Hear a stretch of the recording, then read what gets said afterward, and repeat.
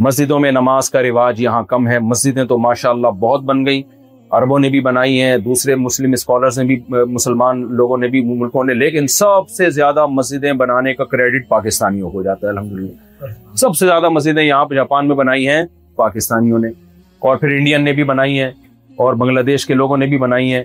جو مجھے رپورٹ ملی ہے ان میں پاکستانی الحمدللہ بہت آگے ہیں اس میں. اور ہماری جو گجراتی برادری ہے نا انڈیا اور پاکستان میں, ان مدرسے بنانے میں سب سے آگے ہیں. ساؤتھ افریقہ میں مدرسے بنائے, سورتی قوم ہے اور گجراتی لوگ ہیں, انہوں نے پوری دنیا میں مدارس کا جال بچھا دی. اتنے علماء تیار ہو رہے ہیں, بڑا دل باغ باغ ہو جاتے ہیں, کیونکہ سارے تاجر ہیں. تو تاجر ہیں, اور جہاں بھی گئے گجراتی لوگ, انہوں نے جاتے ہی وہاں ایک مسجد بنائی, مدرسہ بنایا. کاروبار کرنے کا کرتے رہیں گے, لیکن یہاں دین کی بنیاد پڑ جانی چاہیے تاکہ یہیں کے لوگ عالم بنے. تو آپ لوگ بھی یہ کریں, یہ کام مدارس بنائیں, اور اس میں ریلائبل لوگوں کو لے کر آئیں. ایسے لوگ نہ لے آئیں جو چندہ لے لے کے پھر اپنے وہاں ادھر پتہ چلا پلاٹ خریدنے ادھر پاکستان میں.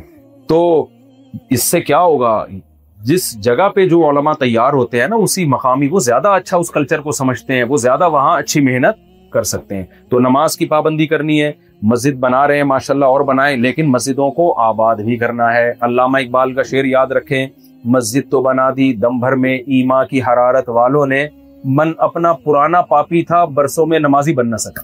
دل کو تو پرانی عادت پڑی ہوئی تھی تو وہ نمازی نہیں بن سکا. تو فجر کی نماز, ظہر کی نماز, عصر کی نماز, مغرب کی نماز, عشاء کی نماز, ذرا ہاتھ کھڑا کر کے وعدہ کرے سب نے پابندی کرنی ہے. کہاں پڑھیں گے؟ ٹھیک ہے نا, پکا ارادہ. کوئی سفر ہو, بیماری ہو, ایک الگ بات ہے. نارملی کہاں پڑھنی ہے بھائی؟ ایک ہی تو, جب اللہ نے اتنا ہمیں بنا دیا اور اتنا کچھ دے رہا ہے تو اس نے یہ تھوڑی کہ سارے دن نمازیں پڑھتے رہو. تو یہ کہا ہے کہ بھائی 5 ٹائم کہاں حاضری دینی ہے؟ مسجد میں آ کے مسجد آباد ہو, اس سے آپ کا ریلیشن آپس کے مضبوط ہوں گے. اور مسجد میں آ کے غیبت نہ کرو, ورنہ ریلیشن کی ایسی کی تیسی ہو جائے گی. کیونکہ آج کل مسجد میں بعض دفعہ توڑنے کا ذریعہ بھی بن گئی. بات پہلے تھے غیبت نہیں ہوتی, جب مل کے یار وہ یہ کر رہا ہے, یار وہ کر رہا ہے, یار وہ کر رہا ہے. تو دوسرا کام کیا کرنا ہے, اللہ تعالیٰ کے جو ارکان ہیں اللہ نے جو ہمیں دیے ہیں, سب سے پہلے عقیدہ توحید کے بعد نماز ہے, نماز کے بعد کیا ہے؟ زکات. زکات میں صرف فرض زکات نہیں, صدقات و خیرات. کوئی بھی ضرورت مند ہے, چاہے وہ غیر مسلم ہی کیوں نہ ہو, آپ نے اس کے ساتھ تعاون کرنا ہے. مجھے ان کی ارشاد بھائی کا کام بہت اچھا لگا. کہہ رہے ہیں جاپانی کو میں نے گاڑی بیچی, پتہ نہیں کتنے لاکھ اس کو میں نے ایسے ہی چھوڑ دی. وہ اتنا خوش ہوا, وہ بھائی زبردست. بھائی پاکستان میں پشاور والے اتنے سخی ہوتے ہیں, ورنہ یہاں 1 روپے بھی کوئی نہیں چھوڑتا. دل بڑا کر کے چل بھائی چل یار, کیا یاد کرے. تو پیسہ گھسیٹنے کے بجائے تھوڑا سا خرچ کرنا بولیں سیکھیں. نبی صلی اللہ علیہ وسلم نے فرمایا, صدقہ ہمیشہ مال کو بڑھاتا ہے, کبھی بھی کم نہیں کرتا. دعوتیں کیا کریں ایک دوسرے کی, کھلایا پلایا کریں. اللہ کو کھلانے والا, دعوتیں کرنے والا, غربا مساکین پہ خرچ کرنے والا پسند ہے. جمع کرنے والے مارکیٹ میں ہول سیل کے حساب سے مرتے ہیں نا. میں نے چائنا کا قبرستان وہاں ملیشیا میں دکھایا. ارب پتی جب مرتا ہے نا, اتنی اربوں کی وہ کہیں نہیں دے کے جاتے. وہ کہتے ہیں بھائی ہم بوڑھے ہیں, ہمارا ہے. کچھ لوگ ٹرسٹ میں دے دیتے ہیں, زیادہ تر تو پھر وہ اپنے ساتھ قبر میں دفن کرواتے ہیں. ابھی فرعونیوں کی جو لاشیں نکلی ہیں مصر سے, اتنا سونے کے مٹکے ان کے ساتھ انہوں نے دفن کروائے اپنے ساتھ. بھائی ہم تو مسافر خانہ ہے بھائی, مسافر خانے میں تو آگے کے لیے جمع کیا جاتا ہے, منزل کے لیے. آپ کما کے پاکستان بھیج رہے ہوگے نا, بہت سارے انڈیا میں, بنگلہ دیش میں بھیج رہے ہوگے, یار جانا آخر میں وہی ہے تو وہاں کوئی بنا لیں ہم. تو ایک ہماری منزل ہے بھائی, تو اس کے لیے ہم نے کیا کرنا ہے؟ صدقات و خیرات کو کا معمول بنانا ہے. ہر مہینے اپنے اوپر کچھ لازم کر لیں. اور تیسری بات کیا کرنی ہے, رمضان جب آئے گا تو سب نے روزے رکھنے. روزہ چھوڑنا کسی نے نہیں, چاہے کتنا لمبا. ابھی تو اتنے لمبے روزے نہیں ہیں, جب ظاہر ہے جب زیادہ دن بڑا ہوتا ہے تو بہت لمبے روزے. ناروے میں تو 20 گھنٹے کے روزے چل رہے تھے گرمیوں میں. تو روزہ کسی قیمت پہ نہیں چھوڑنا. اس طرح جو مسلمانوں کے تہوار ہوتے ہیں, عید بقرعید وغیرہ, اس میں ملا کریں, کیونکہ یہ ہمارے تہوار ہیں, ان کو زندہ رکھنے کا ہمیں حکم ہے. آج کیا ہوا ہے, جمعے کے دن ماؤں نے بچوں کو نہلانا چھوڑ دیا, تیار کرنا چھوڑ دیا کہ یہ اسکول جانا ہے. ابھی کیا ہے بھائی, جمعے کے دن مسلمان نہاتا دھوتا ہے, نئے صاف ستھرے کپڑے پہنتا ہے, یہ ہمارے مذہب کا حصہ ہے. اگر یہ شعار زندہ رکھیں گے تو اسلام زندہ رہے گا. یہ اگر ختم ہو گئے تو آہستہ آہستہ کیا ہو جائے گا, اسلام, نشانات مٹ جائیں گے. تو چوتھا کام آپ نے کرنا ہے, حج تو زندگی میں ایک بار ہوتا ہے. اللہ کے گھر کی کوئی زیارت کر سکتا ہے تو کر لے, جس کو اللہ نے وسائل دیے ہیں وہ تو فرض ہے. اور سب سے اہم ترین بات آخری, دیکھو مسلمان ہمیشہ کردار کا ایک نمبر ہوتا ہے. ایک واقعہ میں جب سے جاپان آیا ہوں، لازمی لوگوں کو سنا رہا ہوں، بس یہ واقعہ سنا کے بات ختم. نبی صلی اللہ علیہ وسلم کا معاہدہ ہوا صلح حدیبیہ میں مشرکین مکہ سے. معاہدے میں یہ تھا کہ یہاں سے مسلمان ہو کے جو وہاں جائے گا تو مشرکین اس کو یہاں کا مسلمان کافر ہو کے اگر وہاں چلا گیا تو وہ اس کو واپس نہیں کریں گے. ادھر سے کوئی کافر مسلمان ہو کے پناہ لینے کے لیے ہمارے پاس آ گیا تو ہم واپس کر دیں گے اس کو. ابھی یہ معاہدہ زمانی ہوا ہے، سائن نہیں ہوئے اس پہ. ادھر سے ابو جندل مسلمان ہو کے ادھر آ گئے، بیڑیاں ہاتھوں میں پڑی ہوئی ہیں.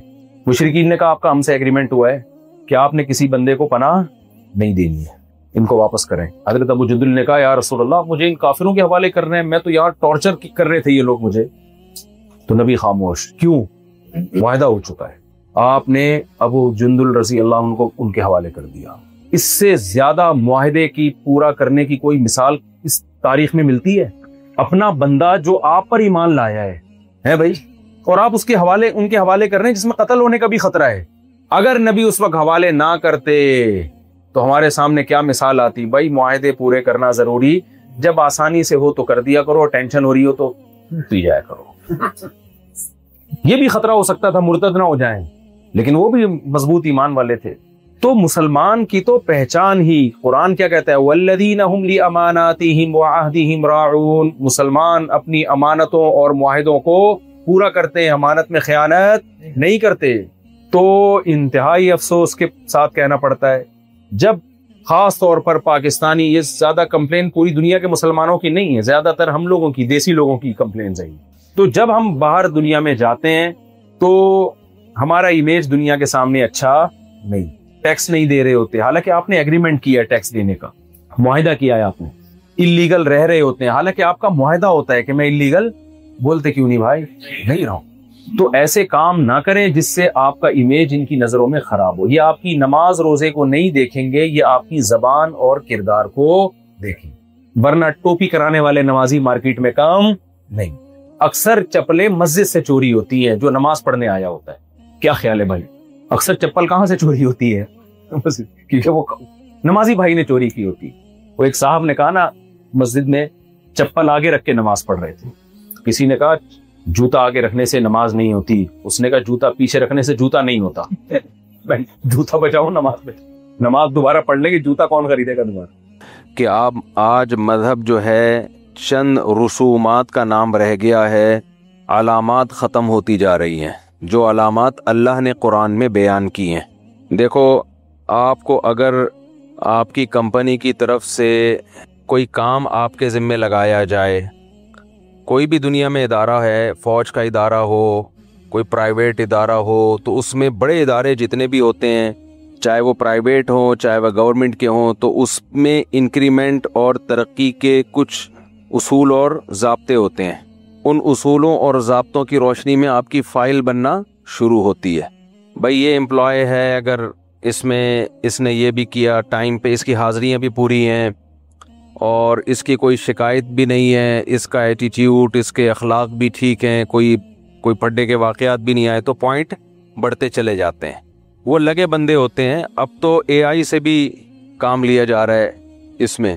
تو جو شخص بھی آپ کو ترقی دینے والا ہوتا ہے، جب وہ آپ کی فائل بنا کے بھیجتا ہے تو اس کو کوئی پرابلم نہیں ہوتی. وہ دیکھتا ہے بھائی پازیٹیو کتنے اور نیگیٹو کتنے. ایسا نہیں ہوتا آپ کو ترقی دینے سے پہلے گھنٹوں بیٹھ کے آپ کے بارے میں پوچھا جائے. وہ کہتے ہیں بھائی اس کے 5-6 سال کا ریکارڈ نکال کے لاؤ، اور ریکارڈ ایک لگا بندہ ضابطہ ہے، اس لگے بندے ضابطے کے تحت دیکھا جائے گا کہ یہ ترقی کے قابل ہے یا نہیں ہے. باہر ملکوں کے لیے جب ہم اپلائی کرتے ہیں نا، تو اب اے آئی سے بھی انہوں نے ویزے ریجیکٹ کرنا اور ویزے دینا شروع کر دیے ہیں.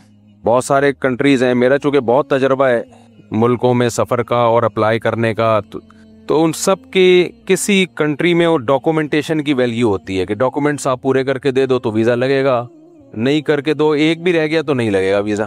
تو اب اس میں کیا ہوتا ہے، وہاں جو بندہ بیٹھا ہوتا ہے، میں پہلے بہت سوچتا تھا کہ یہ جو ویزے دینے کے لیے ان کی کونسلیٹ میں لوگ بیٹھے ہوئے ہوتے ہیں، یہ تو سارا دن 20 لوگوں کا ڈیٹا چیک کرنا اور پھر کس کو ویزا دینا ہے نہیں دینا، تو پاگل ہو جاتا ہوگا. یہ تو کوئی پاگل نہیں ہوتا، اس کو پتا ہوتا ہے بھائی بینک اسٹیٹمنٹ دیکھنی ہے، ٹیکس دیکھنا ہے، اور پولیو سرٹیفکیٹ کا بعض ملکوں میں ٹی بی شی بھی تو نہیں ہے، یہ سب سرٹیفکیٹ لگے ہوئے ہیں. اس کی بلا سے اب یہ نہیں ہے کہ وہ چیک کرے گا کہ یہ ٹی بی کا سرٹیفکیٹ صحیح ہے کہ نہیں ہے, اس کو لیب میں بھیجو, ٹی بی میں خود بھی چیک کروں گا. اگر وہ ایسا کرنا شروع کر دے تو ایک ہی بندے کی فائل چیک کرے گا. بعض ملکوں میں نا آپ کا ٹی بی کا ٹیسٹ بھی ہوتا ہے, تو اس میں ان کو پتا ہے کہ پاکستان میں ڈرامے بازی بھی ہوتی ہے, تو انہوں نے ایک سسٹم بنا لیا کہ بھائی فلاں لیب کا رزلٹ ہم مانیں گے, اس کے علاوہ نہیں مانیں گے. اس لیب والوں کو انہوں نے ٹائٹ کیا ہوا, یار وہ 2 نمبر ہی نہیں کرنا, تو فلاں لیب سے کروا کے لاؤ. اب جو ویزا دینے کے لیے بیٹھا ہے وہ دیکھتا ہے فلاں لیب کا سرٹیفکیٹ ہے یا نہیں ہے, بس کافی ہے. تو ایک لگا بندہ ضابطہ ہوتا ہے, آپ اس لگے بندے ضابطے کو کراس کرو گے تو وہ آپ کو کبھی بھی ویزا نہیں دے گا. کہے گا بھائی تم اس پہ اتر ہی نہیں رہے, میں اگر بادشاہ ہوں گا تو دے دوں گا, میں بادشاہ تھوڑی, میں تو ملازم ہوں. اب آپ جا کے ویزا دینے والے سے لڑ رہے ہو, پھڈا کر رہے ہو, دیکھ تو مجھے ویزا دے دے, تو مجھے امریکہ کا ویزا, ایموشنل بلیک میلنگ کر رہے ہو, جذباتی ہو رہے ہو, اور کبھی اس کو اپنی حاجت بتا رہے ہو, للہ فلہ دے دے, میرے چھوٹے چھوٹے بچے ہیں ٹھیک ہے, میں اپنی گلی کے گٹر کے ڈھکنوں کے لیے آواز اٹھا رہا ہوں, یار بڑے بلے حالات ہیں یار, وہ دے دے گا ویزا. کہے گا بھائی جو ایک معیار بنایا ہے گورنمنٹ نے, اس معیار کو پورا کرو, اس کو پورا نہیں کرو گے. بعض ملکوں میں یہ ہوتا ہے کہ بھائی انٹرویو پہ مدار ہے, وہ انٹرویو لے گا آپ سے, اس میں بھی اسپیسیفک سوال پوچھے گا, ان سوال کے آپ جواب دے دو, وہ دے دے گا. نہیں دے گا ہوگے تو کہ چلو بھائی نکلو یہاں سے. یو ایس اے کے ویزے میں اکثر ایسا ہی, تو میں گیا ہوں نا, تو وہاں جو ویزے کی لائن لگی ہوتی ہے اس میں انہوں نے چند سوال پوچھنے ہوتے ہیں, ان کا تمیز سے جواب دے دو تو وہ دے دیتے ہیں ویزا, نہیں دو تو کہتے ہیں آئیں بائیں شائیں کرنے کی ضرورت نہیں ہے. کچھ لوگ جا کے نا بڑے فنٹر بنے ہوئے ہوتے ہیں, کیوں جا رہے ہیں امریکہ, میری بہن ہے اس سے ملنے جا رہا ہوں. اگر تیری بہن یہیں آ جائے گی وہ زیادہ ان کی یعنی مقصد ان کا کہنے کے ہوتا ہے. کوئی ویلڈ ریزن بتا بھائی تو کیوں جا رہا ہے, کہ بہن ہے تو بہن سے اسکائپ پہ بات کر لے, ویڈیو کال پہ. تو مجھے, میں یہ کیوں مثالیں دے رہا ہوں, میں آپ کو مثالیں اس لیے دے رہا ہوں کہ دنیا کے بھی کچھ اصول اور ضابطے ہیں, ترقی کے, پروموشن کے, انکریمنٹ لگنے کے. آپ یونیورسٹی میں ایڈمیشن کے لیے جاتے ہو تو ان کی ایک ریکوائرمنٹ ہے ہر یونیورسٹی کی, بھائی کم سے کم انٹر میں اتنی پرسنٹیج ہوگی تو ملے گا داخلہ. آپ کہیں بھی ورکنگ ویزے پہ جاتے ہو تو ملکوں کی قید ہے, بھائی 21 سال سے کم والے کو ہم نہیں لیں گے. ڈاکومنٹس میں آپ نے دھاندلی کر دی, 18 والے کو 21 لکھ دیا, 21 والے کو 18, وہ ہے, لیکن اس کو ڈاکومنٹ چاہیے پورے, بھائی ہمیں 21 سال والا. اب آپ لے گئے جی 7 سال کے بچے کو آپ نے سعودیہ کا ویزا, ورکنگ ویزا جی چاہیے, ہو کہیں گے بھائی اس کا نہیں ملے گا. کہنا آپ دیکھو یار اس سے جھگڑ رہے ہو آپ ویزا دینے والے سے, یار یہ ضرورت ہے بھائی ہمارے ملک میں بڑے, 7 سال میں ابھی میں پنچر کی دکان ایک کھولی ہے اس پہ بٹھاؤں گا اس کو.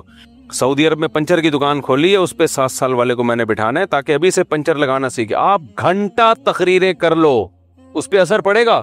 کہے گا بھائی میں اس کو ویزا دوں گا, میں چوڑے میں آؤں گا, ریکوائرمنٹ نہیں ہے نا, 21 سال سے کم کو نہیں ملتا ورکنگ ویزا. یہ میں اس لیے آپ کو مثالیں دے رہا ہوں کہ جیسے دنیا کے کچھ اصول اور ضابطے ہیں, اس میں آپ کی نہیں چلتی, آپ ایموشنل ہو رہے ہو, آپ رو رہے ہو, آپ ہاں ہو کر رہے ہو, وہ کبھی متاثر نہیں ہوگا. تو ہم پتہ ہے کیا کر رہے ہیں, اللہ نے جنتیوں کی کچھ علامتیں, کوئی ڈاکومنٹیشن ہے وہ پوری کرنی پڑے گی, پھر اللہ کہتا ہے تم آخرت میں کامیاب.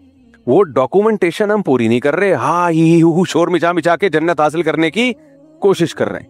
میں نبی سے عاشق, میں روتا ہوں راتوں کو, میں چیختا ہوں نبی کی یاد میں, مجھے اہل بیت سے محبت ہے, یہ بھی کافر وہ بھی کافر, جو نہ مانے وہ بھی کافر, نبی کے عاشق, نبی سے محبت.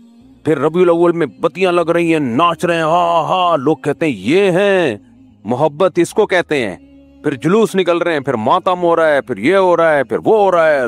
دیکھنے والا تو کہے گا یار یہ ہیں اصل میں اہل بیت سے اور نبی سے محبت کرنے والے. ربیع الاول میں یہ چراغاں کر رہے ہیں اور یہ لہک لہک کے نعتیں پڑھ رہے ہیں. نعت تو بڑی مقدس چیز ہے یار, نعت تو بڑی مقدس چیز ہے. تو اس کو اس طریقے سے اسٹائل سے پڑھنا, انسان ظاہر کرتا ہے کہ میں یہ شو کروں مجھے نبی سے محبت. امریکہ میں جو ویزا دینے کے لیے بیٹھا ہے, آپ چیخو پکارو مجھے امریکہ سے بڑی محبت, میں پاگل ہو رہا ہوں اور میں خدا کی قسم واپس آؤں گا. اس کو یہ ڈر ہوتا ہے سلپ نہ ہو جائے. وہ کہتا ہے بھائی کو پراپرٹی کے ڈاکومنٹ دکھاؤ تاکہ پتہ چلے تمہاری یہاں پراپرٹی ہے. مجھے تو ویزا اس لیے بھی ملتا ہے, وہ ان کو جب میں FRC دکھاتا ہوں نا, 19 بچے اور 4 بیگمات, وہ کہتا ہے یہ نہیں جا سکتا, یہ دنیا چھوڑ دے گا, پاکستان نہیں چھوڑے گا. یہ کیا خیال ہے؟ یہ بھی ایک میرا پازیٹو پوائنٹ ہے. ویسے تو وہ کہتے ہیں پاکستانیوں کو نسل گھٹاؤ, لیکن ویزے انہی کو دیتے ہیں جن کی نسل زیادہ ہے. یہ بتا دوں آپ کو میں, بچے پیدا کرنے کا ایک پازیٹو پوائنٹ یہ بھی ہے کہ آپ کو ویزا آسانی سے ملتا ہے, یہ یاد رکھنا. کیونکہ وہ کہتے ہیں یہ پازیٹو اس میں جاتا ہے, کہتے ہیں ایک تو ریلائبل آدمی ہے کہ بیوی بچوں والا ہے, چھڑا چھاٹ ہوتا نکل لیتا پتلی گلی سے. ان کو پتا ہے کہ جس کی بیوی بھی ہو بچے بھی ہوں وہ کرمنل ایکٹیویٹیز میں اکثر نہیں ہوتے. क्रिमिनल लोग तो बीवी बच्चों की टेंशन पालते ही नहीं है। ये आपको एक गुर की बात बता रहा हूँ मैं, समझ रहे हो? जो चाहते हैं ना बाहर मुल्कों में ट्रैवलिंग हो, स्पीड बढ़ा दो, आंच थोड़ी तेज कर दो। चाय सही पक नहीं रही होती, बेगम से कहा था बेगम आंच थोड़ी तेज कर दो, जल्दी पक जाएगी। तो स्पीड क्या कर दो थोड़ी सी, इससे भी एक पॉजिटिव। अगरचे वो तरगीब यही देते हैं कि बच्चे कम, लेकिन कम बच्चे वालों को वीजा मिलना मुश्किल। कमारे को तो बहुत मुश्किल से देते हैं, उनको पता होता भागेगा वहां जाके शादी करेगा, फिर नेशनलिटी के लिए अप्लाई कर देगा वहां पे। तो मेरा एक पॉजिटिव पॉइंट ये भी है, लोग कह रहे हैं इतने वीजे मिल रहे हैं, वहां भी जा रहे हैं, वहां पर वीजे, वो जब FRC देखते हैं ना तो वो फिर एक पॉजिटिव जाता है मैसेज कि हाँ भाई FRC जब दे ना, फैमिली रिलेशन सर्टिफिकेट, भाई एक पॉजिटिव जाता है, यार इतने बच्चे आए थे, भागेगा नहीं है, वापस आएगा। अच्छा, एक नेगेटिव भी हो सकता है कि शायद इसी वजह से भाग रहा हो, लेकिन ये इसलिए वो नेगेटिव नहीं सोचते कि उनको पता है इस बेस पे भागना होता तो बहुत पहले भाग चुका, 19 से पहले 10 पे ही भाग चुका होता। क्या ख्याल है भाई? 5वें पे भाग जाता, छठा होता तो भाग जाता, यार नहीं हो रहा मसला, 7वें पे नहीं भागा, 8वें पे नहीं भागा, 9वें पे नहीं भागा, पहली पे नहीं भागा, दूसरी पे नहीं भागा, समझ रहे हो, तीसरी पे भी नहीं भागा। भागना होता तो बहुत से पहली पे भाग गए ना, गलत जगह शादी हो गई भाग गए, वो दूसरी पे गलत जगह, अब यार 2 नहीं संभाल पा रही भाग गया। तो उनको पता है यार इतनी कंटिन्यू करता जा रहा है, ढीठ आदमी है, तो ये इधर ही स्टेबल हो चुका है, अब इसको भागने की जरूरत नहीं है। तो एक पॉजिटिव पॉइंट जाता है। खैर, ये तो पॉइंट कौन कौन से पॉइंट है, कभी अकेले में बैठो तो और बहुत सारे पॉइंट हैं जो बताने के। खैर, तो मैं आपसे ये कर रहा था कि आप एम्बेसी आपको बुलाए, वीजा नहीं दे रही। अमेरिका में इंटरव्यू में अक्सर ये चीज देख रहे होते हैं कि ये वहां स्लिप तो नहीं होगा, आप अपनी प्रॉपर्टी के डॉक्यूमेंट दिखा दो, उनको अंदाजा होता है हाँ भाई इसके पास इतनी प्रॉपर्टी है तो क्यों भागेगा इतनी प्रॉपर्टी छोड़कर। लोग इस तरह की चीजें दिखा रहे होते हैं। आप मेडिकल कॉलेज में पढ़ रहे हो 2nd ईयर में, तो ये एक बड़ी पॉजिटिव चीज़ है, उनको पता है यार कोई अपनी मेडिकल कॉलेज की तालीम छोड़ के क्यों भागेगा, तो यकीनन इसने वापस आना है, 2 साल फीस ज़ाया थोड़ी करेगा ये, वगैरह वगैरह। अब आप ना मेडिकल कॉलेज का कोई उनको वो अपना वो दिखा रहे हो, बैकग्राउंड दिखा रहे हो, ना आप उसको प्रॉपर्टी दिखा रहे हो, ना 10-15 बच्चे दिखा रहे हो, ना बीवियाँ दिखा रहे हो, जो उनके डॉक्यूमेंट्स हैं, कुछ भी नहीं।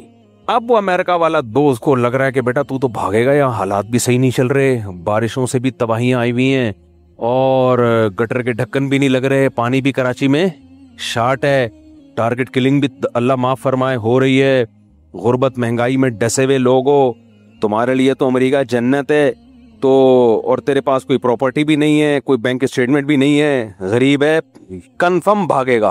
अब आप इमोशनल हो रहे हो, सबूत कोई नहीं आपके पास, आप कह रहे हो नहीं भागूंगा, खुदा की कसम ये वतन मेरी मिट्टी, और मिट्टी भी उठा के छॉपर में ले आया, मुझे इस वतन की मिट्टी से मोहब्बत है, खून के आखिरी कतरे तक मेरी जान इस वतन पे कुर्बान। तो इन चीजों से वो मुतासिर होगा, कह रहे यार ये तू हमें बेवकूफ बना रहा है, कुछ भी नहीं है तेरे पास यहाँ रहने के लिए, तो भागेगा ना। आप कहे खुदा की कसम नहीं भागूंगा, ला इलाहा इल्लल्लाह, कुरान पे हाथ रखवा लो, कसम उठवा लो, कहेगा भाई साहब डॉक्यूमेंट्स पूरे करके ले आ, इन जज्बाती बातों से मैं मुतासिर नहीं हूँगा। इस तरह फौज में तरक्की के कुछ उसूल होते हैं, लेफ्टिनेंट से सब लेफ्टिनेंट से लेफ्टिनेंट, लेफ्टिनेंट से कर्नल, कर्नल से वगैरह वगैरह, तो आप उसका एक उसूल ज़ाब्ता होता है, भाई ये आपकी एक फाइल बनती रहती है, आप वहाँ भी इमोशनल हो रहे हो, तो मैं सर बहुत ईमानदारी से, मुझे आप आर्मी चीफ बना दें, अल्लाह का वास्ता आर्मी चीफ बना दें, मैं बहुत ईमानदारी से मुल्क को चलाऊंगा, ये करूंगा वो करूंगा। भाई ये आपकी एक, या तो बहुत सारी चीज़ें उसमें होती हैं ना, बहुत सारी चीज़ें इंक्लूड होती हैं उसमें, वज़ीर आज़म से आपके ताल्लुकात भी देखे जाते हैं, ज़्यादा नहीं आगे जाओ सॉफ्टवेयर अपडेट हो जाते। खैर, तो हम भी जज्बाती हो जाते हैं एकदम से, क्या करें, इमोशनल, तो हर चीज़ इसमें देखी जाती है ना, उसमें कुछ ताल्लुकात देखे जाते हैं, कुछ आपकी में सलाहियत देखी जाती है, सब कुछ मिलजुल के होता है। ये मैं इतनी मिसालें क्यों दे रहा हूँ कि हम समझते हैं कि बस इस्लाम ही तख्ता मश्क रह गया है, तौरात, इंजील, ज़बूर, जितनी आसमानी किताबें हैं, कुरान पाक, सबका एक ही मजमून है, आमाल। जन्नत किस पे मिलती है? इमोशनल होने पे नहीं मिलती। जन्नत किस पे मिलती है? आमाल। आप लोग कितने अरसे से दरसे कुरान सुन रहे हैं? कई साल हो गए मुझे, पहले हमने 30वां पारा ख़त्म किया, फिर और जो मेरे तफसीर के लेक्चर मुफ्ती तारिक मसूद स्पीचेस वाले चैनल पे जा रहे हैं, कहीं आपने देखा कि कुरान अकीदे और आमाल के अलावा किसी और चीज़ को फोकस करता हो? कहीं देखा आपने? अहले ईमान की सिफात में वही बातें जो बार बार रिपीट होती हैं। तभी हम जब कुरान पहली दफ़ा हमने पढ़ना शुरू किया ना, अरबी ग्रामर सीख के, और जो हमें तर्जुमा समझ में आना शुरू, तो हम बार बार सोचते थे कि कुरान मुख्तलिफ अंदाज से एक ही बात को چند باتوں کو ریپیٹ کرتا ہے. باتیں وہی ہوتی ہے لیکن انداز کیا ہوتا ہے؟ مختلف. وہی انہی باتوں کو ریپیٹ کرتا ہے. یہ ایک اشکال ہوتا تھا تو قرآن نے خود اس اشکال کا جواب دیا کہ ہم بار بار اپنی آیات کو پھیر پھیر کے بیان کرتے ہیں لعلہم یذکرون، تاکہ ان کو نصیحت حاصل ہو. ایک دفعہ میں بات سے نصیحت حاصل نہیں ہوتی. ہم کہتے ہیں اللہ تعالیٰ نے ایک دفعہ ایمان والوں کی یہ علامتیں بیان کر دیں تو چلو ٹھیک ہے، اللہ نے بیان کر دیں، یہ ہونی چاہیے مسلمانوں میں. لیکن قرآن پھر وہی علامتیں، پھر وہی علامتیں، پھر وہی علامتیں، پھر وہی علامتیں، بار بار، اس لیے انسان کو احساس ہو جائے بھائی یہی ہے، اس کے بغیر اللہ آپ سے راضی نہیں ہوگا. اور وہ اعمال ہیں، سمجھ رہے ہو کہ نہیں سمجھ رہے؟ وہ کیا ہیں؟ وہ اعمال ہیں. آپ کے چند اخلاقیات ہیں، وہ آپ کو اپنے اندر پیدا کرنی ہے. یعنی کچھ اندر کے اعمال ہیں، کچھ باہر کے اعمال ہیں، کچھ نظریات ہیں، عقیدے ہیں، عقیدہ توحید، ختم نبوت، رسالت، آسمانی کتابوں پہ ایمان. یہ جو چند عقیدے ہیں، ان عقیدوں میں بھی ہم نے گڑبڑ کی. اتنے پیچیدہ پیچیدہ عقیدے مارکیٹ میں لانچ کیے. بھائی اسلام تو بہت سیدھا سادہ ہے. ایک خدا پہ ایمان، اس کے سوا کسی کو نہیں پکارنا، تمام پیغمبروں پہ ایمان، نبی صلی اللہ علیہ وسلم آخری نبی ہیں، آپ کے بعد کوئی پیغمبر نہیں آئے گا، تمام آسمانی کتابوں پہ ایمان. آخری آسمانی کتاب کون سی ہے؟ قرآن، جس نے تمام کتابوں کو منسوخ کر دیا. اور موت کے بعد دوبارہ زندگی ہے. یہ بہت آسان ہے. لیکن ہم نے اس میں بھی جا کے عرش کی مٹی قبر کی مٹی سے افضل ہے یا نہیں ہے، اس میں تو بھائی دونوں رائے ہو سکتی ہیں. کوئی وہ والی رائے رکھ لے تو بھی ٹھیک ہے، دوسری رائے رکھ لے تو بھی ٹھیک. اس پہ تو بحث کی ضرورت ہی نہیں ہے. یہ ہمارے بنیادی عقیدوں میں سے نہیں ہے. لیکن ان چیزوں پہ پھر وہ آگے حیات النبی ممات النبی کے جھگڑے، اتنے عوام تو اس میں پس کے رہ جاتی ہے. وہ کہتے ہیں حیاتی جنتی، وہ کہتے ہیں مماتی دوزخی، مماتی کہتے ہیں حیاتی دوزخی، وہ کہتے ہیں مماتی. عوام جو کراچی میں تو یہی نہیں پتہ ہے حیاتی مماتی ہوتا کیا ہے. لیکن آپ دیکھو ایک حیاتی کی مسجد میں جاؤ گے، جو متشدد لوگ ہیں ان کی بات کر رہا ہوں، وہ مماتیوں کی صبح و شام، اس کا ایسا لگتا ہے زندگی کا مقصد ہی یہی ہے کہ مماتی جہنمی ہے. حالانکہ کوئی اختلاف نہیں ہے، چند الفاظ کا تھوڑا سا کھیل ہے بس. اور اگر ہے بھی تو چپ کر جاؤ یار، چھوڑو، کیا کرنا ہے اتنی ڈیپ میں جا کے باتیں بیان کرنے. عوام کو دوسری چیزوں میں لگاؤ جو قرآن نے جن چیزوں کو فوکس کیا ہے. میں اکثر ایک واقعہ سناتا ہوں نا، ہمارے یہاں جو فرقہ واریت کس اسٹائل کی چل رہی ہے، واقعہ تو کئی دفعہ سنا چکا ہوں لیکن موقع کی مناسبت سے دوبارہ آ جائے تو اچھا ہوتا ہے. کہتے ہیں کسی جنگل میں دو آدمی ملے. حالانکہ جنگل میں تو جانور ہوتے ہیں نا، اتفاق سے کوئی گم گیا ہوگا، دوسرا بھی مل گیا. تھوڑے کہڑے یہ بھی ایک بندہ میری طرح کا یہاں راستہ بھول گیا ہے. کہیں دنیا میں تھے نا وہ، تو امریکہ کے فرض کرو امریکہ کے جنگلوں میں. تو اس نے دوسرے سے پوچھا یار ماشاءاللہ ماشاءاللہ، اور تو بھی مجھے مل گیا، تو ہے کیا؟ اب اس کو ڈر لگ رہا ہے پتہ نہیں یہ کون سے مذہب کا ہے، کون سے کنٹری کا ہے، دشمن نہ نکلے کہیں. یار تو کدھر کا ہے؟ اس نے کہا میں پاکستان. اڑے زندہ باد. اتفاق سے میں بھی کہاں کا ہوں؟ Pakistan. Nice to meet you, بڑی خوشی ہوئی آپ سے مل کے، اپنا ملک ایک ہی نکلا. اچھا یار تو یہ بتا کہ تیرا مذہب کیا ہے؟ مسلمان ہوں. اڑے ہم بھی کیا ہیں؟ مسلمان. ویری گڈ، زبردست مذہب. اب آپ کا خوف آہستہ آہستہ کیا ہو رہا ہے؟ بولو کم ہو رہا ہے کہ یار اپنا ہی ہے، ہر لحاظ سے اپنا ہے. ابے مسلمانوں میں فرقے ورقے بہت چل رہے ہیں آج کل مارکیٹ میں. ایسا نہ ہو کوئی ایسے فرقے کا ہو کہ گردن اڑا دے یہیں میری کھڑے کھڑے کہ تجھے تو میں تلاش کر رہا تھا. اس فرقے کا بندہ جہاں ملے وہ واجب القتل ہے. باپ کو ایک خوف ہوا، ٹھیک ہے. آپ نے پوچھا تیرا فرقہ کون سا ہے؟ اس نے کہا بھائی سنی ہوں. اڑے یار ہم بھی کیا ہیں؟ سنی. چلو شیعہ سنی کا جھگڑا بھی ختم. اچھا سنیوں میں تو 4 مکاتب فکر ہیں، وہ تو سب ایک دوسرے کو برحق سمجھتے ہیں، لیکن چلو انسان کو اپنے ہم مسلک سے تھوڑا سا لگاؤ زیادہ ہوتا ہے. اس نے کہا میں فقہ حنفی کو فالو کرتا ہوں. اڑے یار ہم بھی فقہ حنفی کو فالو کرتے ہیں. سبحان اللہ. کوئی جھینگے پہ بھی جھگڑا، کوئی کیکڑے پہ بھی جھگڑا نہیں ہوگا، کوئی خوراک، کوئی مسئلہ ہی نہیں. نماز بھی بالکل سیم ہوگی. آپ کو اور خوشی محسوس ہوئی. اچھا یار تو یہ بتا کہ حنفیوں میں دیوبندی بھی ہوتے ہیں، بریلوی بھی ہوتے ہیں، تو کیا ہے؟ اس نے کہا میں دیوبندی ہوں. ابے زندہ باد یار. کوئی ربیع الاول پہ بھی کوئی مسئلہ نہیں ہوگا، سیم ربیع الاول دونوں کا ہے بھائی، سیم. تو ہم سب کا وہ امام حرم کے پیچھے ہم دونوں نماز پڑھ لیں گے، کبھی جانا ہوگا حج پہ، ٹھیک ہے، کوئی مسئلہ ہی نہیں ہوگا. زبردست. دیوبندیوں میں حیاتی ہے مماتی ہے؟ اس نے کہہ دیا مماتی. دھت تیرے کی، ادھر آ کے مار کھا گیا سالا. مجھے پتا تھا تو پنجپیری ہے. تو پھر اس کو جو مناظرے جنگل میں وہیں کیا شروع ہو گئے. ابھی تو لوگ مذہبی لوگوں سے نا بھاگتے ہیں کہ یار اس دلدل میں جتنا گھسو گے نا. اس لیے میرے بھائی، اس لیے اہل علم اسے نہیں کہتے کہ آپ کو جو آتا ہے وہ عوام کے سامنے رکھ دیں. نا نا نا نا، عوام کے سامنے وہ رکھیں جو ان کی بنیادی ضرورت ہے. بڑا مسئلہ اہل علم کے ساتھ کیا ہوتا ہے, جن کو علم میں رسوخ نہیں ہے. قرآن نے اہل علم کی دو قسمیں کی ہیں.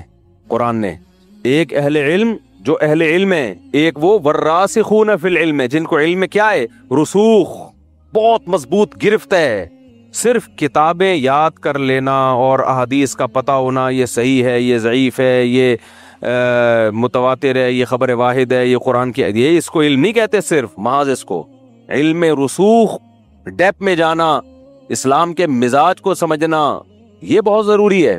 میں اکثر ایک حدیث پیش کرتا ہوں نا, نبی صلی اللہ علیہ وسلم نے حضرت ابو ہریرہ رضی اللہ تعالیٰ عنہ, نبی کے نال مبارک, آپ کا جو جوتا ہے نال مبارک وہ لے کے جا رہے ہیں. راستے میں حضرت عمر سے ملاقات ہوئی تو حضرت ابو ہریرہ نے حدیث سنائی کہ جو شخص لا الہ الا اللہ کہے وہ جنت میں داخل ہوگا. میں نے نبی سے یہ سنا ہے اور میرے پاس اس کا ثبوت بھی ہے. نبی صلی اللہ علیہ وسلم پہلے زمانے میں یہ تھا کہ بھائی یہ علامت ہوگی کہ دیکھو نبی نے اپنی ایک نال مبارک دی ہوئی ہے, یہ بتانے کے لیے کہ یہ میری طرف ہی نسبت ہے اور یہ اوتھینٹک حدیث ہے. حضرت عمر نے حضرت ابو ہریرہ کو ایسے کر کے دھکا دیا پیچھے, وہ بیچارے کولے کے بل زمین پہ گرے. فخررت علستی, اور واپس حضرت عمر نے فرمایا واپس. حضرت عمر بڑے جلالی تھے نا, جلالی. اچھا ہمارے دور میں ایسا ہوتا تو فوراً نبی کی حدیث کے گستاخ کا شاید فتویٰ لگ جاتا کہ وہ نبی کی حدیث سنا رہے ہیں اور یہ ان کو کیا کر رہے ہیں, دھکا. حضرت عمر سے پوچھا جائے تو وہ کہیں گے جیسے کہ پوچھا گیا, نبی نے پوچھا اے عمر تم نے ان کو میری حدیث پیش کر رہے تم نے ان کو دھکا کیوں دیا؟ تو حضرت ابو ہریرہ روتے ہوئے نبی کے پاس گئے, یا رسول اللہ میں نے عمر کو حدیث سنائی, انہوں نے مجھے ایسے کر کے دھکا دیا. تو نبی نے عمر سے پوچھا رضی اللہ عنہ, اے عمر تم نے ایسا کیوں کیا؟ فرمایا یا رسول اللہ اذن یتکل الناس او کما قال, فرمایا لوگ تو اس حدیث کو سن کے اسی پہ اعتماد کر لیں گے. لوگوں کے سامنے حدیث کا یہ ٹکڑا آئے گا بس کہ جو لا الہ الا اللہ کہتا ہے جنت میں جائے گا, تو لوگ کہیں گے اچھا بھائی برے اعمال بھی کرتے رہو, صرف لا الہ الا اللہ کہہ لو اور کہاں چلے جاؤ, جنت میں. کیا مطلب؟ ابو ہریرہ یہ جب یہ بات پبلکلی بتائیں گے تو یہ لوگوں کی مینٹیلٹی سے اوپر کی ہوگی. تو آپ صلی اللہ علیہ وسلم نے حضرت عمر کو ملامت نہیں کی. یہاں ایک اشکال ہوتا ہے, پھر نبی نے کیوں بتائی حضرت ابو ہریرہ کو؟ کیا معاذ اللہ حضرت عمر کی توقع سید الانبیاء سے زیادہ تھی کیا؟ بھائی نبی نے, یہ اشکال تو پھر پیغمبر صلی اللہ علیہ وسلم پر بھی ہوتا ہے نا کہ نبی نے کیوں بتا دی. دیکھو نبی صلی اللہ علیہ وسلم کا کام علم کی اشاعت ہے, تبھی تو حضرت ابو ہریرہ نے بعد میں یہ حدیث بتا دی نا سب کو, کیونکہ نبی کی تو ذمہ داری ہے جو بات ہے وہ لوگوں کے سامنے رکھی جائے. اور حضرت عمر نے یہ دیکھا کہ ایز اٹ از جب یہ لوگوں کے سامنے جائے گی تو لوگ اس کا صحیح مطلب نہیں لیں گے, تبھی نبی سے دنیا کے جانے کے بعد حضرت ابو ہریرہ نے یہ حدیث پھر بتائی لوگوں کو, تاکہ علم کا کتمان نہ ہو, یعنی علم نہ چھپے. کیونکہ اس وقت دوسری حدیثیں ہیں جن میں اعمال کی ویلیو ہے, وہ حدیثیں بھی امت کے سامنے آ گئی تھی. اور نبی صلی اللہ علیہ وسلم نے یہ کام اس لیے کیا, اس میں حکمت تھی حضرت عمر رضی اللہ تعالی عنہ کی تفقع اور بصیرت کو بیان کرنا. بعض کام نبی کے دور میں ایسے ہوئے ہیں کہ اس میں کسی اور صحابی کی فضیلت کو بیان کرنے کے لیے, اس کی مثال ایسے ہے جیسے نبی صلی اللہ علیہ وسلم کو حضرت عمر نے مشورہ دیا کہ عورتوں کو پردے کا حکم دیا جائے. آپ صلی اللہ علیہ وسلم نے اس مشورے پہ عمل نہیں کیا, لیکن آسمان سے آیتیں نازل ہو گئیں کہ آپ عورتوں کو پردے کا حکم دیں. کئی سارے احکام ایسے ہیں جو حضرت عمر نے بتائے اور وہ قرآن کا حکم بن کے نازل ہو گئی. نبی نے نہیں کیے وہ شروع میں. کیوں؟ کیونکہ اسلام کا ایک بڑا مقصد سیدنا عمر کی فضیلت بیان کرنا بھی تھا, کیونکہ نبی کے بعد ابو بکر اور عمر نے ہی اس جگہ کو سنبھالنا تھا, نبی کی جانشینی ادا کرنی تھی. تبھی تو حدیث میں آتا ہے کہ میرے بعد ابو بکر اور عمر کو فالو کرو. تو اس میں حکمتیں ہوتی ہیں. خیر موضوع سے میں ہٹ رہا ہوں. تو میں یہ بات عرض کر رہا تھا آپ کے سامنے, یہ بات یہاں سے آئی کیسے کہ یہ علم کا لیول ہوتا ہے ہر شخص. ہاں میں یہ کہہ رہا تھا کہ وہ دیکھو اب وہ جو جنگل میں ملے ہیں تو وہ بالکل ہی ان کا آخری پہ حیاتی مماتی پہ آ کے ان کا جنگل میں پھڈا شروع. ہمارے استاذ نے ایک واقعہ سنایا کہ کئی سال پرانا واقعہ ہے کہ ایک KPK سے ایک خاتون حج پہ گئی, اس کا بچہ گم گیا. وہ بوڑھی خاتون تھی, عمرے میں نا عمرہ یا حج پہ اس کا بچہ گم گیا. تو کسی نے بچہ تلاش کر کے, کسی مولوی صاحب نے بچہ تلاش کیا, بہت بیچاری رو رہی تھی, بچہ لا کے اس خاتون کو دے دیا. وہ بڑی خوش ہوئی, ماشاءاللہ بیٹا اللہ جزائے خیر دے. تو اس خاتون نے KPK میں کسی ایسے علاقے سے تھی جہاں یہ حیات النبی ممات النبی کا پٹا بڑا چل رہا تھا. تو اس سے پوچھا کہ تم حیاتی ہو مماتی ہو؟ اس نے کہتی ہے میں پنج پی رہی ہوں. کہتے ہیں اتنا غصے ہوئی ہے نا وہ, یعنی اس کو افسوس ہو رہا تھا کہ یہ کاش کسی حیاتی نے تلاش کیا ہوتا, یعنی پنجپیری نہ ہوتا جس نے یہ. تو ہمارے استاذ کہہ رہے ہیں مہران ابے تو اپنے بچے کو لے, تیرا بچہ کسی نے لا کے دے دیا, اس کا شکریہ ادا کر, تجھے اس سے کیا لینا دینا کہ وہ پنجپیری ہے یا حیاتی ہے, کیا لینا دینا. تو یہ چل رہا ہے مارکیٹ میں. ہاں میں یہ بات کر رہا تھا کہ علم کی ہر بات عوام کو کے سامنے بیان کرنے کی نہیں ہوتی. لوگ ہمیں بھی کہتے ہیں نا مفتی صاحب کے پاس کوئی علمی صلاحیت نہیں ہے, ہلکا پھلکا بیان کر رہے ہوتے ہیں, لطیفے چٹکلے اور شادیوں وادیوں کی باتیں. بھائی علمی بیانات مدرسوں میں ہوتے ہیں, طلبہ کے سامنے ہوتے ہیں, عوام کے سامنے, کیونکہ قرآن بہت آسان ہے, جنت میں جانے کے لیے بیسک اصول بہت آسان ہے, تو ان کو ہی فوکس کیا جائے گا. علمی بقراتیوں میں, افلاطونیوں میں اور بہت پیچیدہ ٹیکنیکل قسم کے چیزوں میں لوگوں کو الجھانا, اس سے آپ کی دھاک تو بیٹھ جائے گی. لوگ بولیں گے یار ویل ایجوکیٹڈ آدمی معلوم ہوتا ہے, انگلش بھی, عربی شربی کی اصطلاحات بھی, اور یہ ٹھش پیش.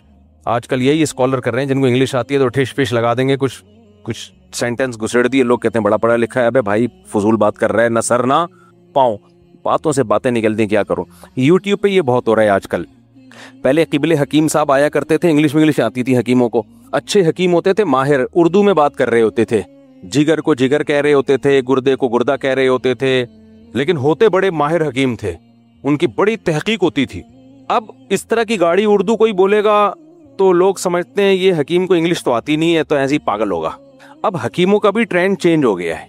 اب جو 2 نمبر حکیم ہے کیا کرتے ہیں, ایک آدھ چکر ان کا یورپ امریکہ کا لگ چکا ہوتا ہے, ایک آدھ مہینہ وہاں کے بھی کسی ادارے میں کچھ آرگینک چیزیں انہوں نے پڑھ لی ہوتی ہیں, پھر وہ آتے ہیں, پھر وہ انگلش مارتے ہیں, پھر ٹی وی چینل میں ایک تو 3 پیس سوٹ ٹائی میں آتے ہیں. لوگ کہتے ہیں یہ ایجوکیٹڈ, امریکہ سے حکیم بن کے آیا. یہ وہاں بھی ہوتا ہے نا, یا امریکہ کینیڈا وغیرہ میں بھی ایسے ادارے ہیں جو آرگینک یا خوراکوں پہ تحقیقات کرتے ہیں.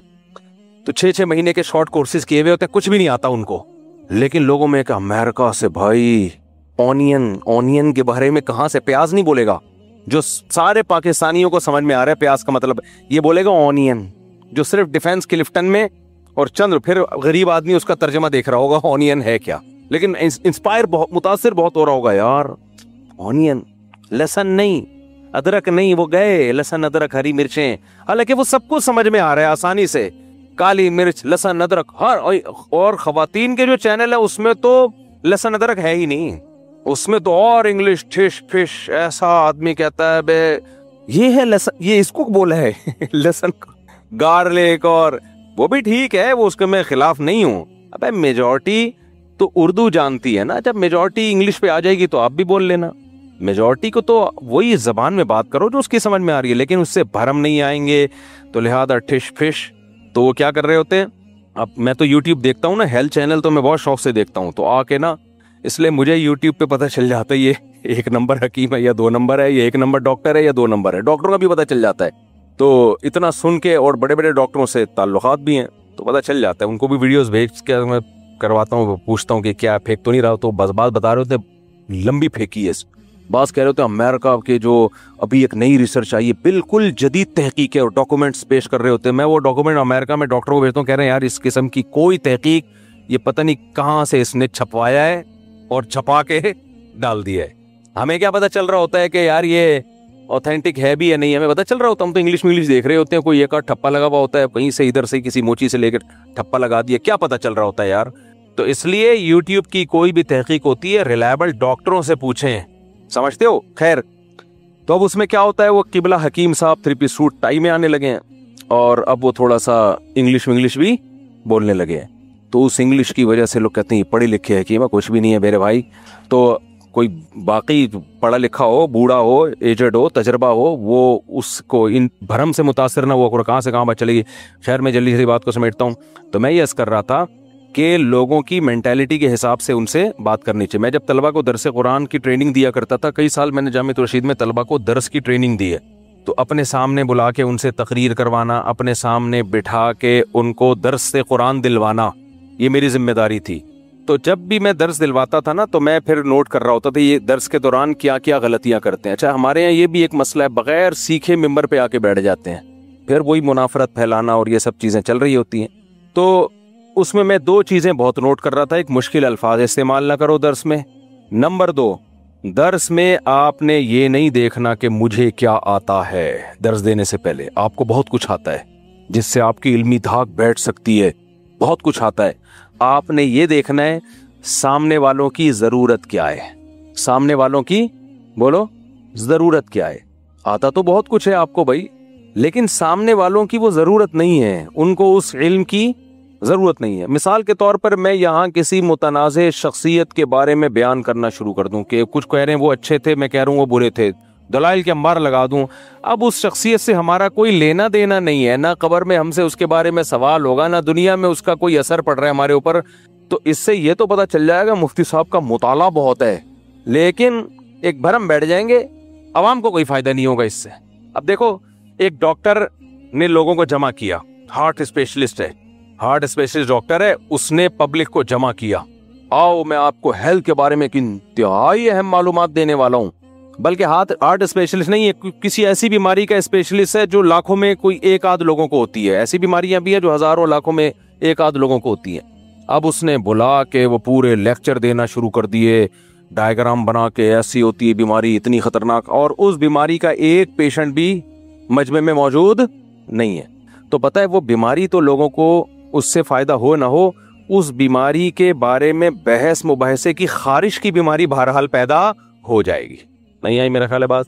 اب پتہ ہے اس سے کیا ہوگا، جب ڈاکٹروں کی وہی باتیں سنیں گے جن کا ہماری روزمرہ کی لائف سے تعلق ہی نہیں ہے، تو پھر کیا ہو جائے گا، پھر وہ یوٹیوب پہ کہیں سنیں گے دوسرا ڈاکٹر اس کے خلاف نظریہ لے کر آیا، آپ نے سنا ہوگا یہ والا ڈاکٹر تو وہ والی بات کر رہا تھا اور یہ اس کے خلاف، تو پھر آپ دلائل، مناظرے، بحث، پھر ہر ایک سے ابے فلاں ڈاکٹر کی اس باری بیماری کے بارے میں یہ رائے ہے، تیری کیا رائے ہے، وہ کہے گا میری یہ رائے ہے، ابے تو غلط بول رہا ہے، وہ صحیح بول رہا تھا۔ ایک غیر ضروری جنگ میں وہ تمام کے تمام لوگ چھڑ جائیں گے، حالانکہ اس بیماری کا اس سوسائٹی سے کوئی تعلق ہے ہی نہیں۔ مردوں کو بٹھا کے زنانہ بیماریوں پہ ڈسکشن شروع کر دے کوئی، اب سارے مردوں کو بلایا اور مینسز کے بارے میں ڈیٹیل، مرد بولیں گے بھائی ہاں یہ ہمارا مسئلہ تھوڑی ہے بھائی، ان کو ٹرین کر رہے ہیں۔ تو بھائی یہ ڈاکٹروں میں یہ بات کرو، کیونکہ ان کو کبھی خواتین کا علاج کرنا پڑتا ہے، کبھی مردوں کا علاج، تو ان کو بتاؤ، مرد کو آپ یہ کیوں بتا رہے ہو؟ میں اگر حیض و نفاس کے مسائل مردوں کو سکھاؤں، یا تو شادی شدہ مردوں کو تاکہ وہ اپنی بیویوں کو سکھائیں تو سمجھ میں آتا ہے، وہی میں مردوں کو سمجھانا شروع کر دوں بولیں گے یار ہمارے ساتھ یہ مسئلہ تھوڑی ہے۔ پریگنینسی کے بعد آپ نے اپنی فٹنس کو کیسے قائم رکھنا ہے، بچہ پیدا ہونے کے بعد جو ہے نا دوبارہ ویٹ اپنی اصل حالت پہ آ جائے، اس پہ میں لیکچر پہ لیکچر، تو آدمیوں میں لیکچر دے رہا ہوں، تو شروع میں تو آپ کو عجیب سا لگے گا، لیکن پھر پتہ ہے کیا ہے، آپ کو موٹاپے کی بیماری لگے نہ لگے، اس مسئلے پر بحث کی بیماری بہرحال لگ جائے گی، پھر آپ دوسرے ڈاکٹروں کو جا کے چھیڑیں گے، بتا یار خواتین کی اگر بچہ پیدا ہو جائے تو دوبارہ واپس ویٹ کیسے مینٹین ہوتا ہے، وہ بتائے ایسے، ابے چل تیرے کو کیا پتا، اس نے پوری ریسرچ سے بات کی اس طرح سے ہوتا ہے، پھر وہ کہہ گیا نہیں اس طرح نہیں، وہ ڈاکٹر ایسا ہے اس کو کیا پتا، بے تیرے کو تیرے کو پتا ہے، اس کو زیادہ پتا ہے، نہیں مجھ کو زیادہ پتا ہے، لیا میرے سامنے چیلنج، پھر تیسرا ڈاکٹر، پھر دو فرقے ایک محلے میں بن جائیں گے، حالانکہ ان کا اس مسئلے سے کوئی تعلق ہوگا ہی نہیں۔ گنجے کو آپ بتا رہے ہو یہ والی کنگھی زیادہ مناسب ہے بال بنانے کے لیے، برش سے بال بنانے کے بجائے اس کنگھی سے بنایا کر بال، تو گنجے کو بال بنے نہ بنے یہ بیماری بحث کی، یہ خارش کی بیماری لگ جائے گی۔ ہمارے کراچی میں ایک مولوی صاحب تھے، ان کے ممبر پہ جب بھی جاؤ نا وہ حیات ممات کا مسئلہ بہت، ان کا ہر ہفتے کا مسئلہ ہی یہی تھا۔ میں اس وقت درجہ خامسہ میں 5ویں سال میں پڑھتا تھا، تو مجھے یاد ہے ہمارے ایک طالب علم، دیکھو میرا وہی عقیدہ ہے تو جمہور کا عقیدہ ہے، نبی صلی اللہ علیہ وسلم قبر مبارک میں برزخی حیات کے ساتھ زندہ ہے، قبر مبارک میں برزخی حیات کے ساتھ زندہ ہے، تو کیونکہ مجھ پہ بھی لوگ فتوے لگانا شروع کر دیتے ہیں، تو وہ کیا ہوا، تو وہ ہر ہفتے یہی مسئلہ، ہر ہفتے جمعے میں یہی مسئلہ، تو ایک طالب علم اجازت مانگ رہا تھا کہ حضرت وہ بہت بڑے عالم، بہت بڑے تھے، وہ کہ حضرت بہت بڑے عالم ہیں، میرے استاذ کے پاس آیا کہ بہت بڑے عالم ہیں، بڑے بزرگ ہیں، میں ان کے بیان میں چلے جایا کروں، ہمارے استاذ اجازت نہیں دے رہے تھے، بولے نہیں جاؤ۔ تو میں نے کہا حضرت ان کے عقیدے میں ہمارے عقیدے میں کوئی فرق تو ہے نہیں، اور ہیں بھی نیک اور علم ہے، تو آپ ان کو کیوں نہیں جانے دے رہے؟ یا تو ہوتا نا کوئی ایسی بات کر رہے ہوتے جو قرآن و سنت کے خلاف۔ تو ہمارے استاذ نے کہا اصل میں خارش کی بیماری لگے گی اس کو، ابھی ایک طالب علم ہے، اس کی سیکھنے کی عمر ہے، تو یہ جب وہاں بار بار ایک ہی ٹاپک، ایک وہ شادیوں والا ٹاپک نہیں تھا، کوئی اور ٹاپک تھا، شادیوں والا تو ٹاپک اس لیے نا کہ وہ تو ہم سب کا مسئلہ ہے، وہ تو ہم سب کا، میرا نہیں ہے، اب آپ سب کا مسئلہ ہے، وہ تو ہر جگہ کی ضرورت ہے نا، ہر گھر کی ضرورت ہے، وہ تو اس لیے میں بولتا ہوں ہر مسلمان کی خواہش ہے یہ، ہر اب تو ویزا بھی میں نے بتایا کہ لگے گا. تو وہی یہی مسئلہ وہ بیان کرتے تھے، حیات ممات، حیات النبی ممات النبی، ہر وقت. تو انہوں نے کہا یار ایسی خارش لگ جائے گی نا تمہیں کہ زندگی بھر پھر کسی اور کام کے نہیں رہو گے. تو اس لیے انہوں نے روک دیا، اس طالب علم کو بچا لیا. آج وہ بہت سارے دین کے اچھے کام کر رہے ہیں، خدمت کر رہے دین کی، ورنہ لگتا تو بس ساری زندگی اسی میں کھپا دیتا. تو خیر ہم بات اپنے اصل ٹاپک کی طرف آتے ہیں. تو میں یہ کر رہا تھا، دیکھو ہماری ضرورت کی جو بنیادی چیزیں ہیں. اچھا ایک تو میں نے مثال دی آپ کو کہ آپ کی ڈاکومنٹیشن مکمل ہونی چاہیے.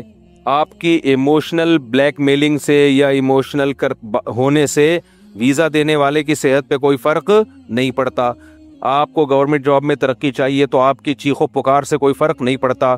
تو اللہ بھی جنت میں جو اللہ نے جنت کی علامتیں بیان کی ہیں، جب تک وہ علامتیں نہیں پائے جائیں گی، ہمارے اچھلنے کودنے سے، کلابازیاں کھانے سے، چیخ و پکار سے، ہائے ہوئے کرنے سے، میں اسٹیکر لگا رہا ہوں کہ میں نبی کا عاشق، اور ان سب چیزوں کی سے زیادہ جو اہم چیز ہے وہ کیا ہے؟ اعمال جو اللہ نے قرآن میں بیان کی ہیں، جو اس صورت میں بھی بیان کی ہیں. تو اس کے بغیر نہیں ہو سکتا میرے بھائی. آپ جو مرضی کر لو. ایک اور بات ذہن میں آئی تھی، وہ نکل گئی اسی مثال کے تحت. خیر اب ہو کیا رہا ہے، ہم یہ کر رہے ہیں کہ ان قوائف کو تو ہم پورا کر نہیں رہے جو اللہ اس کے رسول صلی اللہ علیہ وسلم نے بتائے ہیں، جو اسلام کی اصل تعلیمات ہیں، اور اللہ سے جنت کسی اور طریقے سے زبردستی حاصل کرنے کی کوشش میں لگے ہوئے ہیں. تو ایسا نہیں ہو سکتا بھائی، ایسا نہیں ہو سکتا. تو قرآن جو بیسک علامتیں بیان کرتا ہے نا اہل ایمان کی، ان علامتوں میں سب سے پہلے توحید ہے. وہ تو میں نے بتا دیا، اس میں تو کمپرومائز نہیں ہے. یہ جو حیات ممات کی بات آئی ہے، یہ بتانے کے لیے کہ بیسک عقیدے آپ کے مضبوط ہونے چاہیے. عقیدہ اگر آپ کا خراب ہے، آپ الٹے لٹک کے نماز پڑھو، آپ رو رو کے پاگل ہو جاؤ، آپ کچھ بھی کر لو. مثال کے طور پر دیکھو، یعنی شریعت کے خلاف طریقے سے آپ اللہ کو راضی نہیں کر سکتے. اللہ نہیں متاثر ہوگا میرے اور آپ کے عمل سے. آپ فجر کی ہم لوگ کتنی رکعتیں پڑھتے ہیں؟ 2 رکعتیں پڑھتے ہیں، 2 سنت 2 فرض. اگر ہم ایسا کرنا شروع کرتے ہیں، 2 فرض میں امام صاحب 1 رکعت اور ملا لیں. اب آج کی مغرب کی نماز میں نے سجدہ سہو کیا. کیوں کیا؟ اتحیات کے بعد میں نے درود شریف پڑھ لیا تھا. میں 2 رکعت کے بعد بھول گیا کہ یہ تیسری رکعت ہے یا دوسری. اب میں بھول گیا نا، تو میں اتحیات پڑھی، پھر میں نے درود شریف. اب میں انتظار کر رہا ہوں کہ اگر کچھ دیر ہو جائے گی تو پیچھے سے کوئی سبحان اللہ بولے گا. بھائی یہ 2 رکعتیں کھڑے ہو کے بول ہی نہیں رہے ہوتے لوگ پیچھے سے. امام جب 2 رکعت کے بعد کھڑے ہونا اور بیٹھ جائے نا، اور کافی دیر بیٹھا رہے، تو سمجھ جاؤ کہ بھول گیا. یہ سلام پھیرنے کے بعد بتاتے ہیں، پھر لوگ سلام پھیر دیتے ہیں، پھر لوگ کہتے ہیں خیریت. تو اس سے تو ان کی نماز چھوٹ جاتی ہے نا. ابھی موقع ہے، ابھی سجدہ سہو سے تلافی ہو جائے گی. تو میں پھر بیٹھا میں انتظار کر رہا ہوں، درود شریف بھی پڑھ رہا ہوں، اور کہ یار پیچھے سے کوئی آواز آئے گی. اگر نہیں آئی تو اس کا مطلب صحیح ٹریک پہ چل رہا ہوں میں. تو درود شریف بھی آہستہ آہستہ پڑھ رہا ہوں، اور دعا بھی آہستہ آہستہ. کوئی پیچھے سے بولے، ہلکی سی منحنی سی آواز آئی، سبحان اللہ، ایسے بالکل ہلکی سی. ایسا لگ رہا تھا وہ بھی کنفیوز تھے. تو مجھے تو ہلکا سا اشارہ چاہیے، میں سمجھ گیا کہ یار مجھ سے غلطی ہوئی ہے. اب مجھے ایک بات بتاؤ، میں نے آخر میں سجدہ سہو کیا، ٹھیک ہے نا. اب آپ مجھ سے پوچھتے مفتی صاحب سجدہ سہو کیوں کیا آپ نے؟ میں کہوں یار اتحیات کے بعد میں نے درود شریف پڑھ لیا تھا. تو مفتی صاحب آپ کو معاذ اللہ درود پاک سے اتنی معاذ اللہ نقل کفر نفرت کہ درود پڑھنے پر سزا دے رہے ہو اپنے آپ کو سجدہ سہو کر کے؟ سجدہ سہو ایک طرح کی پنشمنٹ ہی ہے نا، ایک طرح کی پنشمنٹ ہے کہ آپ نے جو غلطی کی اب آپ اس کی تلافی کریں، 2 سجدے ایڈ کریں. آپ مفتی صاحب آپ نبی پہ درود و سلام آپ نے پڑھا، اللہم صلی علی محمد وعلی آل محمد کما صلیت علی ابراہیم وعلی آل ابراہیم انک حمید مجید. اتنا پیارا کلام، سیدنا ابراہیم علیہ السلام کا نام، سید الانبیاء محمد صلی اللہ علیہ وسلم کا نام، اور آپ پہ درود و سلام کے نذرانے پیش کیے جا رہے ہیں، اور پیچھے سے وہ کمبخت بول رہا ہے سبحان اللہ. یعنی غلطی ہوئی ہے آپ سے، وہ درود پہ آپ کو ٹوک رہا ہے درود پڑھنے پر، اور آپ بھی اس کے ٹوکنے پر سجدہ سہو کر کے یہ بتا رہے ہیں پبلک کو کہ آج مجھ سے غلطی ہوئی ہے. جب امام سجدہ سہو کرتا ہے پبلک سمجھ جاتی ہے امام سے کیا ہوئی ہے، غلطی. تو مفتی صاحب آج آپ سے غلطی ہوئی ہے، کیا غلطی؟ میں کہوں بھائی درود شریف پڑھ لیا تھا. تبھی تو لوگ کہتے ہیں یہ وہابڑے جنت میں نہیں جائیں. یہ وہابڑے، ان کو تو درود سے نفرت معاذ اللہ. وہ بھی وہابڑا جس نے ہلکا سا سبحان اللہ کہا، تو شاید اسی فتوے کے ڈر سے اس نے ہلکا سا بولا کہ پتہ نہ چلے کس نے بولا ہے. وہ بھی جہنمی اور یہ بھی جہنمی. درود پڑھ رہے ہیں بھائی، درود پڑھنے پر ان کو سجدہ سہو ہو رہا ہے. تو یہ دلیل بنے گی ہم کیا کہیں گے بھائی؟ دیکھو اللہ کے بندو، معاذ اللہ کوئی مسلمان درود کو غلطی نہیں کہہ سکتا، جتنا پڑھو کم ہے درود، لیکن اللہ نے جو جنتیوں کی علامت بیان کی ہے اور حکم دیا ہے اطیعوا اللہ و اطیعوا الرسول، اور نبی نے فرمایا، اللہ نے کہا رسول کی اطاعت کرو، اور نبی نے فرمایا صلو کما رأیتمونی اصلی، جیسے میں نے نماز پڑھی ہے ویسے نماز پڑھو۔ نبی مغرب کی 2 رکعتوں کے بعد صرف التحیات پڑھتے تھے اور کھڑے ہو جایا کرتے تھے۔ آپ کو نبی کی اطاعت کرنی ہے، اپنے جذبات کو نبی کی اطاعت پہ غالب کرنے کی کوشش نہ کریں۔ آپ اگر جان کر درود پڑھ لیا تو سدا صاحب بھی نماز واجب الادا ہوگی، اب تو نماز ہی لوٹانی پڑے گی، کیونکہ سدا صاحب تو غلطی سے جو غلطی ہو جائے، جان کر پڑھو گے نماز واجب الادا، بھولے سے پڑھو گے تو سدا صاحب کرنا پڑے گا۔ یہ ہے شریعت کا مزاج جو آج ہم لوگ کی اس کھوپڑی میں نہیں آ رہا۔ ہم چاہ رہے ہیں جذبات کے ذریعے اللہ کو ہم راضی کریں، ایموشنل ہو جائیں ہم، تو بھائی دنیا میں آپ کی ان چیزوں کا کسی پہ، اچھا میاں بیوی کا رشتہ، بیگم سے آپ کی شادی کے بعد بیگم کہہ رہی ہے انڈے لے کر آؤ، دہی لے کر آؤ، آپ ایموشنل بلیک میلنگ کر رہے ہیں اس کو، اور آپ بڑے ایموشنل ہو رہے ہیں، بیگم کیا میں انڈے لینے کے لیے جاؤں گا تو مجھے تھوڑی دیر کے لیے تمہاری زیارت سے محروم ہونا پڑے گا، مجھے تم سے اتنی محبت ہے، میں نہیں چاہتا کہ یہاں بیڈ سے اٹھ کے میں کہیں جاؤں، وہیں پڑا ہوا سو رہا ہے، وہیں اٹھ رہا ہے، بس واش روم میں جاتا ہے پھر آ کے وہیں بیٹھ جاتا، پتہ نہیں مجھے کیا ہونے لگتا ہے بیگم، جب میں گھر سے باہر نکلتا ہوں مجھے تمہاری یاد آتی ہے، میں نہیں جاؤں گا۔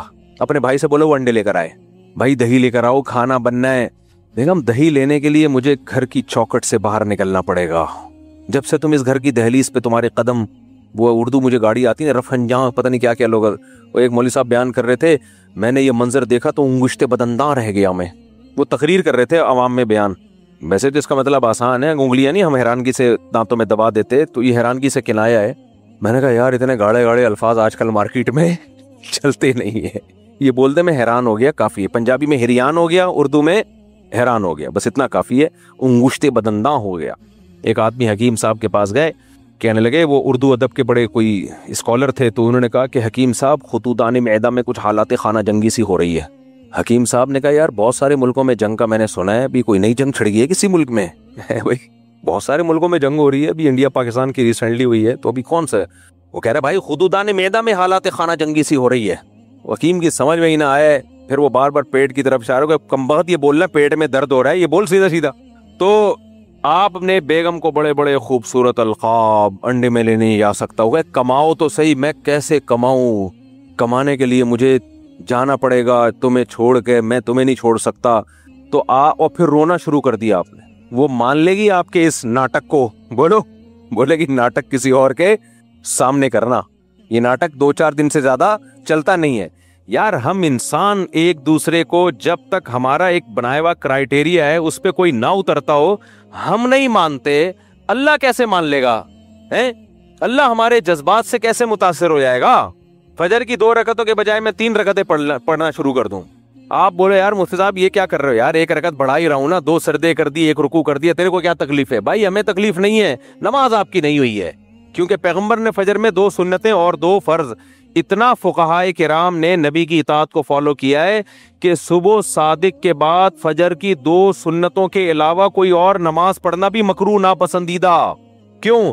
کہتے ہیں بھائی نبی نے تہجد کی نماز کے بعد جب صبح صادق ہوتی تھی آپ فجر کی 2 سنتوں کے علاوہ کوئی اور نماز نہیں پڑھتے تھے، حالانکہ منع بھی نہیں کیا۔ اب اگر آپ تہجد کے بعد صبح صادق ہو گئی، اب آپ کہہ رہے ہو فجر کی 2 سنتیں تو میں نے پڑھ لی ہیں، چلو 2 رکعت اور اللہ کو راضی کرنے کے لیے پڑھ لوں، وقت تو ہے بھی فجر کی نماز میں، کسی بھی مفتی سے پوچھو کہ اگر جائز نہیں ہے، آپ کہو گے ناجائز ہونے کی کیا دلیل ہے؟ نبی نے کب منع کیا کہ جس نے 2 سنتیں ذرا جلدی پڑھ لی ہوں تو مزید 2 نفل نہیں پڑھ سکتا؟ اب دکھاؤ کوئی حدیث جس میں نبی نے منع کیا ہو، کوئی حدیث نہیں دکھا سکتے؟ کہیں گے بھائی نبی سے زیادہ آگے کیوں جا رہا ہے؟ نبی سے زیادہ نمازوں کی حرص کسی میں بھی نہیں تھی۔ قرۃ عینی فی الصلاۃ، نبی نے فرمایا میری آنکھوں کی ٹھنڈک نماز میں ہے۔ تو جب آپ نے صرف 2 رکعتیں اور وہ بھی مختصر پڑھی ہیں ہلکی، تبھی فجر کی 2 سنتیں ہلکی پڑھنا سنت ہے۔ قل یا ایھا الکافرون پڑھیں پہلی رکعت میں، دوسری میں قل هو اللہ احد، لمبی پڑھنا سنت نہیں ہے۔ کیوں؟ آگے فجر لمبی پڑھیں، پھر آپ فجر کی 2 فرض لمبی پڑھیں آپ۔ اب آپ کہہ رہے ہو نہیں میں 2 نہیں، میں تو 4 پڑھوں گا، میں تو 8 پڑھوں گا، میں تو 10 پڑھوں گا۔ بھائی تو کیوں اپنی طرف سے شریعت لا رہا ہے؟ کہہ رہا ہے میں مجھے نماز میں مزہ آتا ہے، میری آنکھوں کی ٹھنڈک نماز میں ہے۔ اور مجھے کیوں روک رہے ہو نماز سے؟ پھر قرآن کی آیتیں فٹ کرنا شروع کر دے. ارأیت الذی ینہا عبدا اذا صلی، قرآن میں آتا ہے کہ اے نبی آپ نے اس بدبخت کو دیکھا کہ جب کوئی نماز پڑھتا ہے تو وہ بدبخت اس کو روکتا ہے. ایسے بدبخت بھی ہیں دنیا میں